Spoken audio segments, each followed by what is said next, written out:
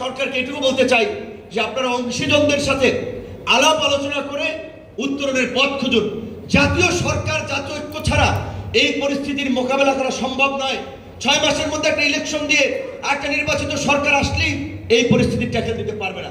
Doctor Mohammad ইউনূসের যে image এবং connectivity যে নেটওয়ার্ক, সেইটাকে কাজে লাগিয়ে যদি আমরা এই পরিস্থিতি ওভারকাম করতে না পারি, নির্বাচিত সরকার আসলেই এই পরিস্থিতির মোকাবেলা করতে পারবে না। কিন্তু আমরা জানি না আসলে তার সরকার কি করছে এবং কি করতে চায়, কারণ রাজনৈতিক দলগুলোর সাথে সেই ধরনের দৃশ্যমান কোন আলাপ আলোচনা, অগ্রগতি, পরামর্শ, মত বিনিময় আমি দেখতে পাচ্ছি না। আরেকটি কথা আজকে বলতে চাই, কাঞ্চন ভাইকে 22শে ডিসেম্বর যে এই 22শে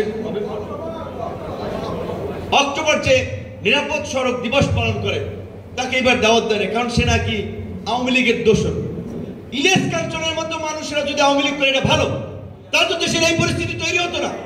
আওয়ামী লীগ তো একটা দেশদ্রোহী দল, স্বাধীনতা সার্বভৌমত্ব বিরোধী ভারতের লেজুর ভিত্তিক দলে পরিণত হতে পারত না যদি তাদের মতো ব্যক্তিরা আওয়ামী লীগে থাকতো।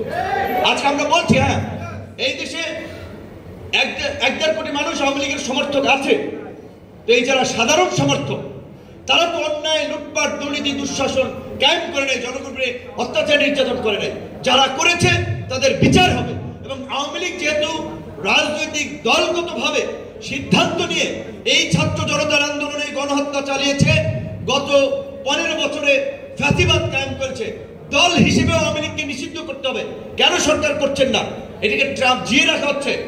আজকে যদি শেখ হাসিনাকে দেশে ফিরিয়ে এনে বিচারের উদ্যোগ নেওয়া হয় এবং আওয়ামী লীগকে নিষিদ্ধ করা হয়, 50% সমস্যার অটোমেটিক সমাধান হয়ে যাবে এই অস্থিরতা। সেই ফাঁসিতে ঝুলানোর ব্যবস্থা করতে হবে। এই